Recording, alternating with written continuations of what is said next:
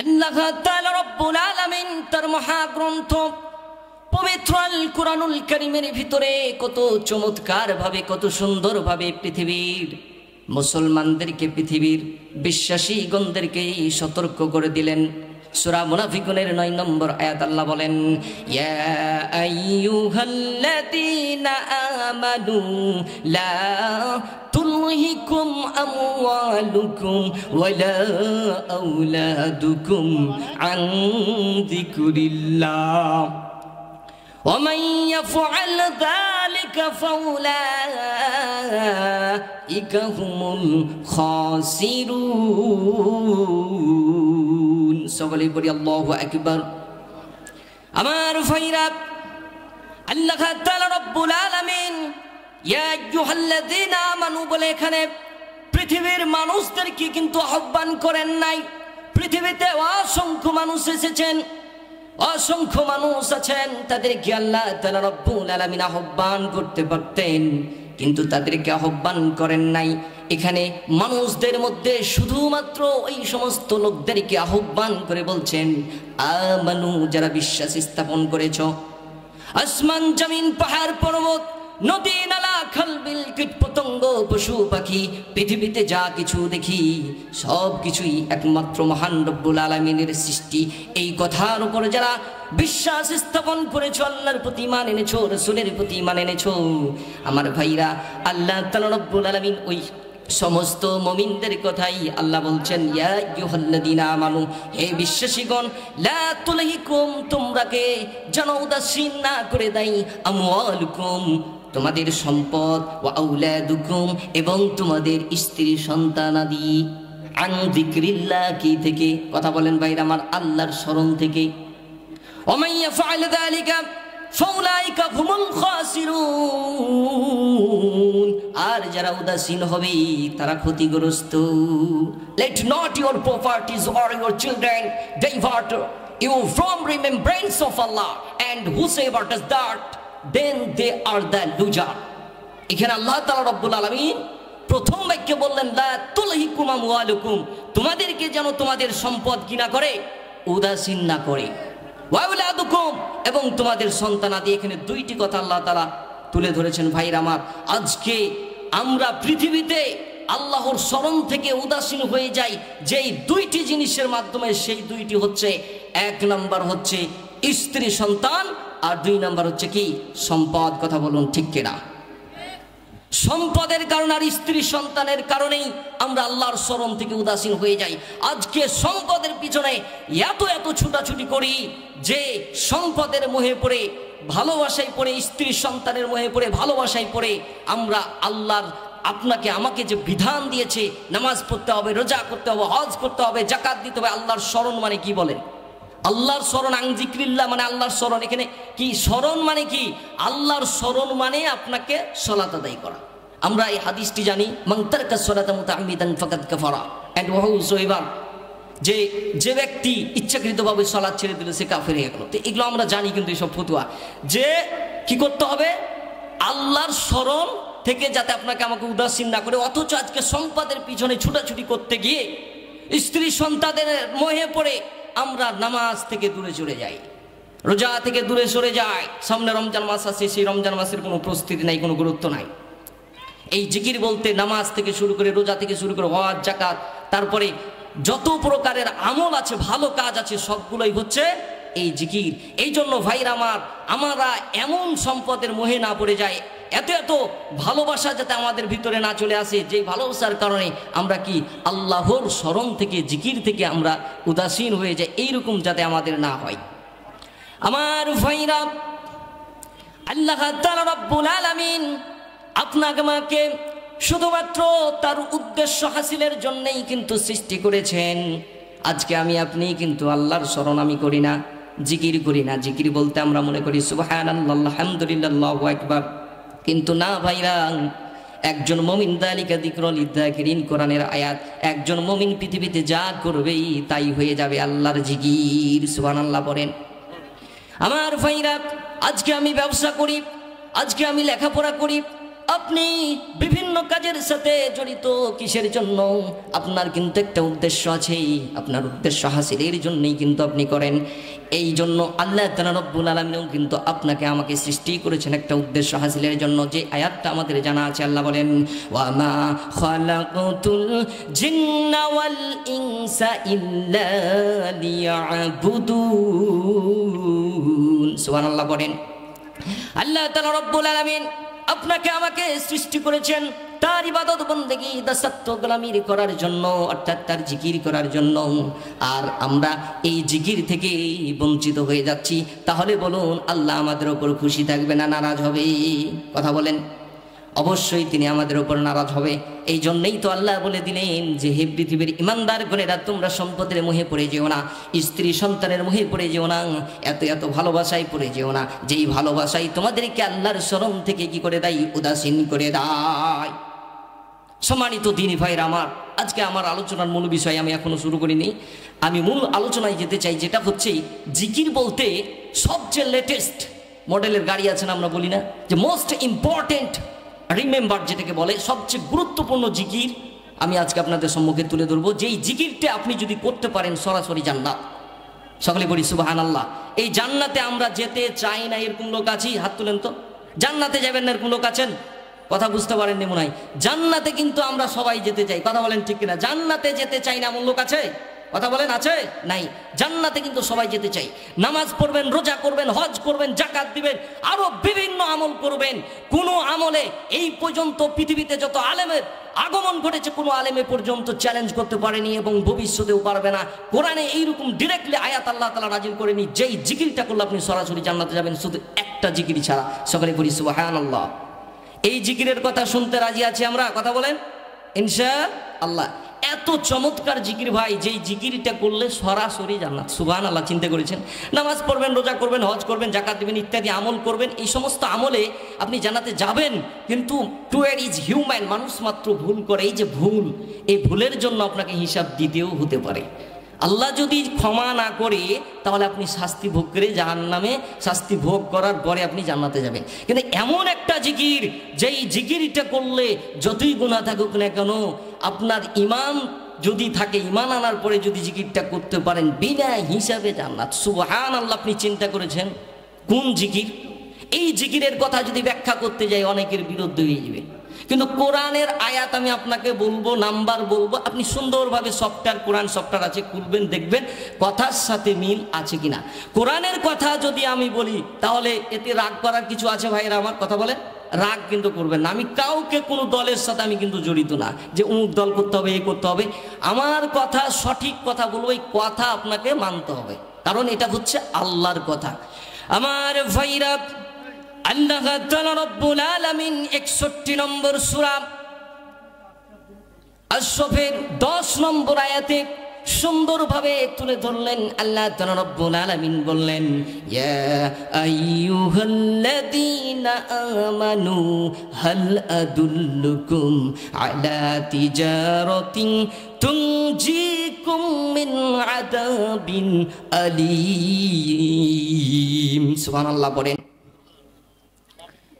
تؤمنون بالله ورسوله وتجاهدون في سبيل الله بأموالكم وأنفسكم ذلكم خير لكم إن كنتم تعلمون।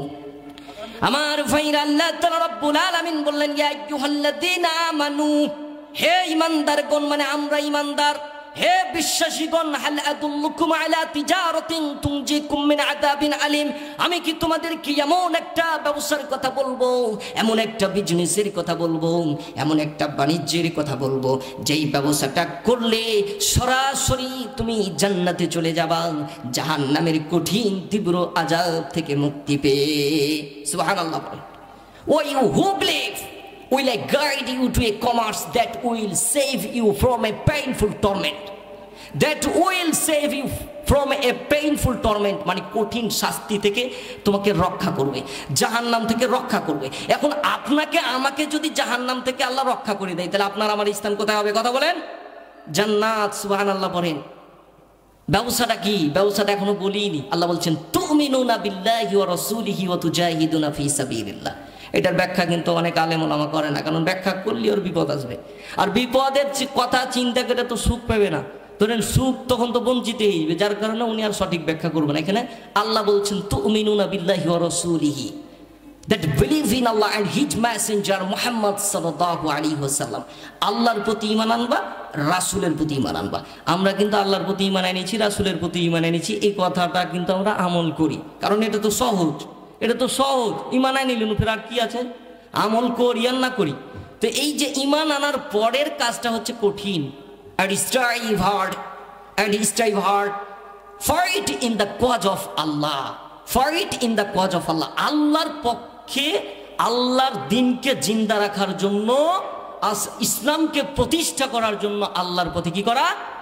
লড়াই করা, জান এবং মালের বিনিময়ে। With your wealth and your lives that will be better for you if you but no. ওইটাই তোমার জন্য ভালো যদি তুমি জানতে। কিন্তু আমরা জানার পরেও তো জানি না, বুঝেও আমরা কি বুঝি না। সম্মানিত দিনী ভাইরা আমার, এখানে কি কথা তুলে ধরেছেন জানেন? এখানে আল্লাহ বলছেন আল্লাহর পথে লড়াই করা মানে সংগ্রাম করা, মানে জিহাদ করা। পৃথিবীতে সবচেয়ে মোস্ট ইম্পর্টেন্ট জিকির হচ্ছে আল্লাহর রাস্তায় কি করা? জিহাদ করা। সকলে বলি সুবহানাল্লাহ। অন্যায়ের প্রতিবাদ করা। জিহাদ শব্দের অর্থ হচ্ছে সংগ্রাম করা, প্রতিবাদ করা, অন্যায়ের প্রতিবাদ করা, কষ্ট করা, সাধনা করা, পরিশ্রম করা। Without working hard you cannot succeed in life। আমরা এই সেন্টেন্সটা সবাই জানি যে কঠিন পরিশ্রম ছাড়া সফলতা অর্জন করা যায় না। মিয়া তুমি বিসিএস ক্যাডার হওয়ার জন্য তুমি 24 ঘন্টাতে 15 ঘন্টায় পড়াশোনা করো, 18 ঘন্টায় পড়ো, তুমি পারো না যে 24 ঘন্টায় পড়ো সামান্য দুনিয়াকে পাওয়ার জন্য। আর জান্নাত পাওয়ার জন্য তুমি সফলতা এটা মনে করো না। তোমাকে কঠিন ওয়ার্ক করতে হবে না, হার্ড ওয়ার্ক করতে হবে না, কঠিন পরিশ্রম করতে হবে না, সংগ্রাম করতে হবে অন্যায়ের প্রতিবাদ। যেই দেশে, যেই সমাজে, যেই পরিবেশে, যেই ফ্যামিলিতে, পরিবারে সন্ত্রাসী, হত্যা, খুন, গুম, জেনা, ব্যভিচার, সুদ, ঘুষ, লুচ্চামি, দুষ্টামি, নষ্টামি, শয়তানি, পাপাচার, অশ্লীলতা প্রচার প্রসার হয়ে যাবে। যারা করতে চাইবে, যারা অশ্লীলতা করে তারা কিন্তু বেনিফিট বেশি পায়, যার কারণে আরও অশ্লীলতা প্রচার করতে চাই। মুসলিম দেশে এগুলো করবে। আর আপনি মুসলমান চোখ বন্ধ করে, সুন্দর করে, চোখ তো বন্ধ করবে না কারণ খালে পড়ে যাবেন, এই জন্য চোখটাকে খুলে নিচের দিকে রেখে মুখটাকে বন্ধ করে সুন্দরভাবে চলে যাবেন। অথচ আল্লাহ বলছেন ইয়া'মুরুনা বিল মা'রুফ ওয়া ইয়ানহাউনা আনিল মুনকার। ভালো কাজের আদেশ করো, খারাপ কাজের নিষেধ করো। এটা কার বাণী? আল্লাহর বাণী না? এটা মুমিনের বৈশিষ্ট্য। আমি আর আগে বলেছি 11 নম্বর সূরা হুদ 114 নম্বর একটা খুলবেন, যালিকা যিকরুল লিযাকিরিন। এখানে জালিকা দিয়ে কোরআনকে বোঝানো হয়েছে। কোরআন মুমিনের জন্য সম্পূর্ণ জিকির। আপনার কাছে যেটা সহজ, আমার কাছে যেটা সহজ সেগুলো মানবো মন্টু সাহেব, আর যেগুলো কঠিন সেগুলো কিন্তু মানবো না। এখন অন্যায়ের প্রতিবাদ করতে গেলে যেহেতু আপনার খবর আছে, এই জন্য অন্যায়ের প্রতিবাদ আমরা কিন্তু করি না। সম্মানিত দিনী ভাইরা আমার, মুজাহিদ কাকে বলে দেখেন। আজ থেকে আমরা রাসূল সাল্লাল্লাহু আলাইহি সাল্লামের যুগের দিকে তাকান। রাসূল সাল্লাল্লাহু আলাইহি সাল্লামের জীবদ্দশায় তিনি প্রায় 100টি যুদ্ধে অংশগ্রহণ তিনাকে করতে হয়েছে, প্রায় 100টি যুদ্ধের সম্মুখীন হতে হয়েছে। কোনো একটা যুদ্ধে কিন্তু পরাজয় ঘটেনি। মুসলমানের সংখ্যা কিন্তু সবসময় কম ছিল। নারায়ে তাকবীর, আল্লাহু আকবার এই স্লোগান যখন দিবে, এটাই হচ্ছে মুসলমানদের সবচেয়ে বড় অস্ত্র। কথা বলেন ঠিক কিনা? তারা জয়লাভ করেছিল শুধুমাত্র একটা যুদ্ধে। রাসূল সাল্লাল্লাহু আলাইহি ওয়াসাল্লামের আদর্শ গ্রহণ না করার কারণে উহুদের যুদ্ধে তারা পরাজয় ঘটিয়েছিল, জিততে পারেনি। তাহলে আজকে আমরা মুসলমান, আজকে এত মার খাচ্ছি কেন? কিসের কারণে? আমরা সংগ্রামী না, আমরা প্রতিবাদী না, আমরা মুজাহিদ না, যার কারণেই আজকে আমরা মার খাচ্ছি। আজকে সোশ্যাল মিডিয়ায় দেখছি একটা মানুষকে মানুষ কিভাবে হত্যা করে। দেখেন, মানুষের ভিতরে হিউম্যানিটি নাই, মানুষের ভিতরে মানবতা নাই। এমনও মানুষ আছে যে একটা কুকুর একটা বিড়ালকে মারলে আরেকজন মানুষ বলে যে মারিও না, কষ্ট পায়। আর আজকে আমরা মানুষ হয়ে মানুষকে হত্যা করি, দ্বিতীয়বার চিন্তা করি না। একটা অটো থেকে দেখলাম সোশ্যাল মিডিয়ায় যে একটা ছেলেকে কি করলো, দুঃখ কোথায় তবু দেখেন, একটা অটো থেকে একটা ছেলেকে, যুবককে নামিয়ে 2 থেকে 4জন দেখলাম, 4জন এমন ভাবে পিছে, আমরা চাপাইর লোক যেভাবে বলি যে উধুম পুধুম, কোন পিটান পিটলে ভাই। আরে ভাই, তুমি যদি একটু পড়ে যাও, উজোট খাও যেটাকে বলি, তো আমরা চাপাইর লোক বলে ওকে মাগে মরিয়া গেনুকে, মানে ইন্নালিল্লাহ পড়তে হবে, এটা কিন্তু ভুলে যাই। ওকে মাগে মরিয়া গেনুকে, ডাক্তার কাছে দৌড়া তাড়াতাড়ি। ডাক্তার কাছে যা কই যে ভাই ডাক্তার সাহেব যে এরকম এরকম হয়ে গেছে, ওষুধ পানি দিন। ওষুধ পানি দিয়ে আর একটু ব্যথা হয়তো একটু বেশি হয়েছে, কখন শেষ হবে ব্যথাটা, কখন ভালো হবে ডাক্তার, ভালো ঔষধ দেন। তোমার একটু ব্যথা হলে তুমি সহ্য করতে পারো না, আর তুমি মানুষ হয়ে তুমি আর একটা মানুষকে তুমি হত্যা করো। তোমাকে চিন্তা করা উচিত যুবক। তুমি ওই যুবকটাকে কি করলে, তুমি অটো থেকে নামিয়ে তুমি পিটতে পিটতে মেরে ফেললে। ওই যুবক কত কাকুতি মেরতি করলো, কত আব্বু বলে ডাকলো, আব্বা বলে ডাকলো, খালু বলে ডাকলো, ভাই বললো, কত রকমের সম্বোধন করে তোমাদেরকে বললো আমি বাঁচতে চাই, আমাকে বাঁচাও, আমাকে রক্ষা করো। ভাইরা আমার, দুঃখজনক হলেও সত্য, আমি খেয়াল করে দেখলাম ওখানে অনেক পাবলিক ছিল। পাবলিকের কথা বাদ দিলাম, দোকানদাররা ছিল। ওই দোকানদাররা যদি বলতো নারে তাকবীর আল্লাহু আকবার স্লোগান যদি দিত, ওয়াল্লাহি আল্লাহর কসম ওর তাজা প্রাণটা বেঁচে যেত। কথা বলেন ঠিক কিনা? ওরা পালাবার কোনো পথ খুঁজে পেত না। কিন্তু আজকে আমরা কি করি? আমরা এই সংগ্রামী না, আমরা প্রতিবাদী না, যার কারণে এইরকমভাবে মানুষ আজকে হত্যা করছে। আমি বলতে চাই যুবক, তুমি যেই যুবককে হত্যা করেছো সেই যুবককে তুমি হত্যা করো নাই। দেখো, তুমি যখন সারাদিন পরিশ্রম করে প্রিয় ভাই বাড়ি যাও, তখন তোমার ছোট্ট একটা মাসুম বাচ্চা, তোমার কন্যা, তোমার শিশু, তোমার মেয়ে যখন তোমাকে বলে আব্বু তুমি আমার জন্য চকলেট নিয়ে এসছো, তুমি বিরক্ত হও না, তুমি খুশিতে তোমার সমস্ত সারাদিনের পরিশ্রমের কষ্টের কথা তুমি ভুলে যাও। তোমার আব্বু আম্মু যখন তোমাকে বলে বেটা তুমি বাড়ি এসেছো, তুমি তোমার সারাদিনের কষ্ট তুমি ভুলে যাও। তোমার স্ত্রীর মুখ যখন তুমি দেখো, তুমি সারাদিনের কষ্ট ভুলে যাও যুবক।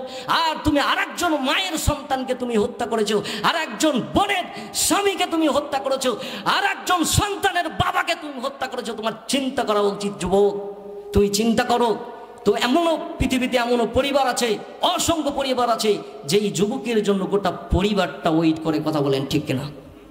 বাবা মা, ভাই বোন, স্ত্রী সন্তান সবাই পথ চেয়ে থাকে কখন আসবে। তুমি ওই যুবককে হত্যা করনি। তোমার রাগ আছে, রাগ তো জানি আমরা শয়তানের পক্ষ থেকে আসে, আমরা জানি না এটা, কিন্তু এই রাগ কন্ট্রোল করতে পারি না। রাগ কন্ট্রোল করতে পারা মানে আল্লাহর রহমত। অথচ রাগটাকে কন্ট্রোল না করে আমি তাকে মেরে ফেললাম। 2-4টা বাড়ি মারলি ভাই ঠিক আছে, কিন্তু মারতে মারতে মেরে ফেলে দিচ্ছে। আমার ভাইরা, আল্লাহ তাআলা রব্বুল আলামিন এই জন্য মুজাহিদের সম্মান বাড়িয়ে দিয়েছে। পৃথিবীতে সবচেয়ে সম্মানিত ব্যক্তি হচ্ছে মুজাহিদ। সুবহানাল্লাহ পড়েন, ফাদ্দালাল্লাহুল মুজাহিদিনা বিআমওয়ালিহিম ওয়া আনফুসিহিম আলাল কাঈদিনা দারাজা। সুবহানাল্লাহ পড়েন। এটা কার আয়াত? এটা আল্লাহর কথা, কিন্তু কোরআনের কথা ভাইরা আমার। আল্লাহ তাআলা বললেন, ঘরে বসে থাকা লোকদের চেয়ে আল্লাহর পথে লড়াই করা, সংগ্রাম করা মুজাহিদদের সম্মান আল্লাহর কাছে অনেক বেশি। সুবহানাল্লাহ। এইরকম মুজাহিদ যখন আমরা হতে পারবো, তখন কি করবে না, মানুষকে এভাবে হত্যা করতে পারবে না। আমি একটা কথা স্পষ্টভাবে বলে দিতে চাই, আজকে বর্তমান জামানায় যে এইরকম ভাবে মারামারি খুন খারাপি হচ্ছে, এইরকম মারামারি খুন খারাপি যদি হতে থাকে, আপনার আমার দেশেও এমন মহা বিপদ চলে আসবে যা আমরা কখনো কল্পনা করতে পারিনি। আমরা লক্ষ্য করে দেখি, আমেরিকার যুক্তরাষ্ট্রের ক্যালিফোর্নিয়া অঙ্গরাজ্যের লস অ্যাঞ্জেলেস কাউন্টির প্যাসাডিনা নামক যে শহরটি রয়েছে, আমরা দেখেছি সোশ্যাল মিডিয়ায়, খবরে, টেলিভিশনে, যে ওই শহরটি কি হয়ে গেছে, এমন ধ্বংস স্তূপে পরিণত হয়েছে আগুনের দাবানলে, যা আপনি দেখে বুঝতেই পারবেন না, ভাবতেই পারবেন না যে ওখানে একটি শহর ছিল। কথা বলেন ঠিক কিনা? এত চাকচিক্যময়, এত সুন্দর একটা শহর, সেই শহরটি দেখুন আগুনের দাবানলে আল্লাহ কি করে দিলেন, ধ্বংস করে দিলেন। কিসের কারণে? কিসের কারণে ভাইরা আমার? ইসরায়েল কার উস্কানিতে ফিলিস্তিনের ওপর আক্রমণ করে? কথা বলেন। আমেরিকার উস্কানিতে ইসরায়েল ফিলিস্তিনের উপর আক্রমণ করে। আজকে ফিলিস্তিন ঘর বাড়ি ছেড়ে কোথায়, কত কষ্ট, ঘর বাড়ি ছাড়া থাকা কতটা কষ্ট, না ছাড়লে তো আপনি বুঝতে পারবেন না। আমার আল্লাহ বলছে, তুই তাদেরকে ঘর বাড়ি ছাড়া করলি, আমিও তোদেরকে ঘর বাড়ি ছাড়া করব, যার কারণে তারাও কিন্তু ঘর বাড়ি ছাড়া। তো সম্মানিত তিনি ভাইয়ের আমার, যেই মানুষ, যেই জাতি মানুষ হয়ে মানুষকে হত্যা করবে, তার জীবনে পতন আসবেই, পতন ঘটবেই, এতে কোনো সন্দেহ নাই। আল্লাহ বলেই দিয়েছেন, ইউদাব্বিহুনা আবনাকুম ওয়া ইস্তাহয়ুনা নিসাআকুম। আমরা এই আয়াত জানি যে ফেরাউন কিন্তু ওয়াইডার করেছিল, যত পুত্র সন্তান, ছেলে সন্তান পৃথিবীতে আসবে, তার জামানায়, তার এলাকায় সমস্ত পুত্র সন্তানকে হত্যা করো, মুসার জন্ম যাতে না হয়। মুসার জন্ম ঠেকাতে পেরেছিল? ঠেকাতে পারেনি। ও মানুষ হত্যা করতেই ছিল, যার কারণে আল্লাহ তাআলা রব্বুল আলামিন তাকে কি সমুদ্রের পানিতে আমরা দেখেছি, শুনেছি যে তাকে চুবিয়ে তাকে কি করা হয়েছে, শেষ করে দেওয়া হয়েছে। তো সবারই পতন ঘটবে সম্মানিত দিনী ভাইরা আমার, ইনশাল্লাহ। তো এই জন্য আসুন আমরা মানুষ হত্যা করা থেকে দূরে থাকি। আল্লাহ বলছেন, ওমাই ইয়াকতুল মুমিনা মুতাআম্মিদান ফাকাদ ফাযাহু জাহান্নামু খালিদান ফিহা। ওমাই ইয়াকতুল, যে ব্যক্তি মুমিনকে মুতাআম্মিদান ইচ্ছাকৃতভাবে হত্যা করে, খুন করে, ফাকাদ ফাযা জাহান্নামু খালিদান ফিহা, সে তার বাসস্থান জাহান্নামে চিরস্থায়ীভাবে করে নিল। সকলে পড়ি নাউযুবিল্লাহ। যুবক, তুমি নিজেকে মুসলমান বলে দাবি করো, আমি মুসলমান, তোমাকে কাফের বলে তোমার মাথা ঘুরে, তোমাকে পাইলে তোমাকে পিটবো, পাওয়া তো দূরে থাক, ওখানেই পিটবে, এইরকম অবস্থা। আর মানে যদি খালি কাফের বলা যায় বা অন্য কিছু বলা যায়, বা তোমার ইমান নাই, তোমার ইমান দুর্বল, তোমার ইমান ভাল নাই, এ কথা বললেই সহ্য হয় না। আর যুবক, তুমি মানুষকে হত্যা করো, তাইলে তুমি কি করলা? তোমার বাসস্থান তুমি জাহান্নামে করে নিলে। এটা আল্লাহর বাণী সরাসরি। 3 নম্বর সূরা নিসার 93 নম্বর আয়াতটা খুলেন, স্পষ্ট লেখা আছে, ওই চিরস্থায়ী জাহান্নাম কিনে নিল। পৃথিবীতে সবচেয়ে বড় পাপ শিরকের পরে যেই পাপটা, সেটা হচ্ছে কি? মানুষ হত্যা করা। সম্মানিত দিনী ভাইয়ের আমার, এই জন্য আসুন আমরা মানুষ হত্যা করা থেকে দূরে থাকি। আল্লাহ তুমি আমাদের সকলকেই কবুল করো। সকলে পড়ি আমিন। আমরা মানুষের সাথে সুন্দর আচরণ করার চেষ্টা করি। সুন্দর আচরণ করলে আমাদের কিন্তু ঈমান বেড়ে যাবে, আমাদের মান কিন্তু কমবে না, আমাদের মান সম্মান কিন্তু কি হয়ে যাবে? বৃদ্ধি পাবে। মানুষ যদি ক্ষমা করে তাহলে কিন্তু তার কিন্তু মান সম্মান কমে যায় না বাড়ে না? তা আমরা মানুষের সাথে যদি সুন্দর আচরণ করি আমাদের মান সম্মান বেড়ে যাবে। রাসূল সাল্লাল্লাহু আলাইহি সাল্লাম সবসময় মানুষের সাথে কি করেছেন? সুন্দর আচরণ করেছেন, ভালো ব্যবহার করেছেন। রাসূল সাল্লাল্লাহু আলাইহি ওয়াসাল্লাম মক্কা থেকে যখন মদিনায় চলে গেলেন, আমাদের জানা এগুলো কথা, হিজরত করলেন যখন মদিনাতে, এত সুন্দর মানুষ, তিনি তো কোনোদিন খারাপ আচরণ করেনি। মানুষ তার আচরণে ব্যবহারে মুগ্ধ হয়ে তিনাকে প্রেসিডেন্ট বানিয়ে দিয়েছিলেন। কথা বলেন ঠিক কিনা? তুমি প্রেসিডেন্ট হতে চাও, তুমি যা হতে চাও, মানুষ তোমাকে মাথার তাজ করে রাখবে যদি তুমি কি করতে পারো? মানুষের সাথে সুন্দর আচরণ করতে পারো। ভাইরা আমার, মানুষের সাথে সুন্দর আচরণ করা দেখুন কতটা গুরুত্বপূর্ণ, এবং এই আচরণ করলে আপনার ফল কি দেখুন। আমার ভাইরা, একজন মানুষ যদি সুন্দর আচরণ করে, নবীজি সাল্লাল্লাহু আলাইহি ওয়াসাল্লামের হাদিস, নবীজি সাল্লাল্লাহু আলাইহি ওয়াসাল্লাম বলেন, খাসলাতানি আহাব্বু ইলাল্লাহি সাখাওয়া ওয়া হুসনুল খুলুক। আল্লাহর নিকট দুইটি জিনিস সবচেয়ে বেশি প্রিয়, একটা হচ্ছে আল্লাহর রাস্তায় দান করা, আর দ্বিতীয় হচ্ছে মানুষের সাথে সুন্দর আচরণ করা। মানুষের সাথে সুন্দর আচরণ করলে জঘন্য সবচেয়ে খারাপ লোকটাও ভালো হয়ে যায়। যেমন আমরা দেখেছি, ইতিহাস করলে দেখতে পাই, হযরত ওমর ফারুক রাদিয়াল্লাহু তাআলা আনহু কিন্তু খুব খারাপ লোক ছিল। ভাইরা আমার, এত খারাপ লোক ছিল যে যার মতো খারাপ লোক আর পৃথিবীতে দ্বিতীয় কেউ ছিল না। ঈমান আনার পূর্বে কিন্তু যে লোকটা নবীজি সাল্লাল্লাহু আলাইহি সাল্লামের গর্দান কাটতে যায়, গলা কাটতে যায়, সেই লোকটি খারাপ না ভালো নাকি বলেন? জি, শেষ করতে পার 2-3 মিনিট। তো তিনি দেখেন নবীজি সাল্লাল্লাহু আলাইহি সাল্লামের কিন্তু কি কল্লা কাটতে গেছিল। তো সেই উমরে ফারুক রাদিয়াল্লাহু তাআলা আনহু যখন কি করলেন? ইসলাম গ্রহণ করলেন। ইসলাম গ্রহণ করার সঙ্গে সঙ্গে তিনি এত ভালো চিত্তের মানুষ হয়ে গেলেন, এত সুন্দর, এত চমৎকার মানুষ হয়ে গেলেন যে তিনাকে টাইটেল হিসেবে দেওয়া হলো কি? ফারুক, সত্য মিথ্যার পার্থক্যকারী। সকালে বলি সুবহানাল্লাহ। ভাইরা আমার, এত ভালো মানুষ হয়ে গেলেন। দেখেন, তিনি কিন্তু খুবই রাগান্বিত মানুষ ছিলেন, তিনাকে খুবই ভয় করতেন মানুষ, শয়তান দূরে হাঁটতেন ওনাকে দেখে। সেই লোকটি নবীজি সাল্লাল্লাহু আলাইহি সাল্লাম একদিন মসজিদে নববীতে বসে আছেন, এমন সময় একজন কি কাফের নবীজি সাল্লাল্লাহু আলাইহি সাল্লামের সামনে মসজিদে ঢুকে গিয়ে পেশাব করা শুরু করে দিলেন। হেঁটে হেঁটে নেচে নেচে লুঙ্গি ছেড়ে পেশাব করতেছে। নবীজি সাল্লাল্লাহু আলাইহি সাল্লাম এই দৃশ্য দেখার সঙ্গে সঙ্গে তিনি কি করলেন? মাথাটাকে নিচু করে নিলেন। আর এই দৃশ্য কিন্তু ওমরে ফারুক রাদিয়াল্লাহু তাআলা আনহু দূর থেকে দেখে ফেলেছেন। ভাইরা আমার, যেমন দেখেছেন, উনি কি আর দাঁড়িয়ে থাকবেন নাকি বলেন? দাঁড়িয়ে থাকবেন? দাঁড়িয়ে থাকেননি। তিনি তাড়াহুড়া করে দৌড় দিয়ে, যত পাওয়ার আছে, যত স্পিড আছে, সমস্ত স্পিড দিয়ে, সমস্ত শক্তি দিয়ে তিনি দৌড়ে মসজিদে ঢুকে গেছেন। আমার ভাইরা, নবীজি সাল্লাল্লাহু আলাইহি ওয়াসাল্লাম এই দৃশ্য দেখার সঙ্গে সঙ্গে ওমরে ফারুক রাদিয়াল্লাহু তাআলা আনহুকে বললেন, হে ওমর, তুমি কই যাও? ওমরে ফারুক রাদিয়াল্লাহু তাআলা আনহু বললেন, হুজুর ওই যে আপনার সামনে বেয়াদবি করেছে, আমি ওকে সাইজ করব, আপনি হুকুম দিন। আমার ভাইরা, ওমরে ফারুক রাদিয়াল্লাহু তাআলা আনহুকে নবীজি সাল্লাল্লাহু আলাইহি সাল্লাম বললেন, ওমর তুমি থেমে যাও, তোমার কাজ ওটা নয়, ওকে আরামভাবে প্রসাব করতে দাও। ওই ব্যক্তি কি করলে আরামভাবে প্রসাব করলেন, ওমরে ফারুক থেমে গেলেন। এটা খালি শেষ করে দিয়ে আমি হয়ে যাই, আর 1 মিনিট। তো ওমরে ফারুক রাদিয়াল্লাহু থেমে গেলেন। এইবার লোকটি পেশাব করে কিন্তু চলে যাচ্ছেন। দিনী ভাই, চলে যাওয়ার সঙ্গে সঙ্গে ওমর ফারুক রাদিয়াল্লাহু তাআলা আনহু নবীজিকে বলছেন, হুজুর কখন সময় দিবেন, যে চলে গেল, আপনি আমাকে সময়, আপনি আমাকে হুকুম দেন, আমি সাইজ করব। তখন আল্লাহ রাসূল সাল্লাল্লাহু আলাইহি সাল্লাম ওমরকে বললেন, ওমর তোমার কাজ ওইটা নয়, তুমি কি করো, বালতি নিয়ে আসো, এই যে প্রসাব করে গেল, নাপাক করে গেল, এটাকে দূর করো। সকলে পড়ি সুবহানাল্লাহ। ওমরে ফারুক রাদিয়াল্লাহু তাআলা আনহু বালতিতে পানি নিয়ে এসে ওই জায়গা পরিষ্কার করে দিলেন। চিন্তা করলেন, যেই উমরে ফারুক রাদিয়াল্লাহু তাআলা আনহু এত খারাপ মানুষ ছিলেন, সেই উমরে ফারুক রাদিয়াল্লাহু তাআলা আনহু নবীজির আদর্শে আদর্শিত হয়ে এত সুন্দর চিত্তের তিনি মানুষ হয়ে গেলেন। আমাদেরকে রাসূল সাল্লাল্লাহু আলাইহি ওয়াসাল্লামের আদর্শ গ্রহণ করেই এই পৃথিবীতে জীবনযাপন করতে হবে।